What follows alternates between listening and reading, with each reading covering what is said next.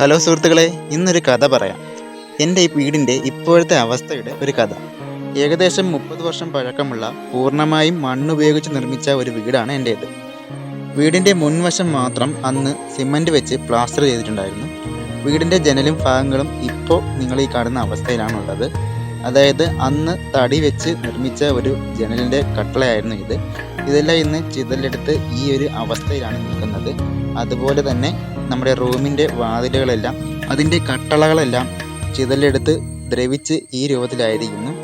അപ്പോൾ നമ്മുടെ ഇന്നത്തെ സാമ്പത്തിക അവസ്ഥ വെച്ച് ഇത് റെഡിയാക്കാനുള്ള പണം നമ്മുടെ കയ്യിൽ ഇല്ലാത്തത് കൊണ്ട് തന്നെ നമ്മൾ പഞ്ചായത്തിനെയും മറ്റും സമീപിച്ചപ്പോൾ റേഷൻ കാർഡിൽ നമ്മൾ BPL വിഭാഗത്തിലാണെങ്കിലും അവരുടെ കണ്ണിൽ നമ്മൾ APL വിഭാഗത്തിലാണെന്നാണ് അവർ പറയുന്നത്. അതുകൊണ്ട് തന്നെ പഞ്ചായത്തിൽ നിന്നോ മറ്റോ ഇതുവരെ യാതൊരു ആനുകൂല്യങ്ങളും നമ്മുടെ വീടിന് ലഭിച്ചിട്ടില്ല. അന്നത്തെ കാലത്ത് പൂർണ്ണമായും മണ്ണ് വെച്ച് നിർമ്മിച്ച ഈ വീടിൻ്റെ അവസ്ഥ ഇപ്പോൾ ഇതാണ്. ചില ഭാഗങ്ങളൊക്കെ ക്രാക്ക് വീണ് പൊട്ടി വീഴാറായി ഇരിക്കുകയാണ്. മഴക്കാലമൊക്കെ ആകുമ്പോൾ വളരെ പേടിച്ചാണ് നമ്മളിവിടെ താമസിക്കുന്നത്. അപ്പോൾ എന്നെങ്കിലും നമുക്ക് സാമ്പത്തിക ശേഷി വരുമ്പോൾ ഈ വീടൊന്ന് റെഡിയാക്കി എടുക്കാമെന്ന പ്രതീക്ഷയോടെ നമുക്ക് പുതിയൊരു വീഡിയോയിൽ കാണാം. ഏവർക്കും ഗുഡ് ബൈ.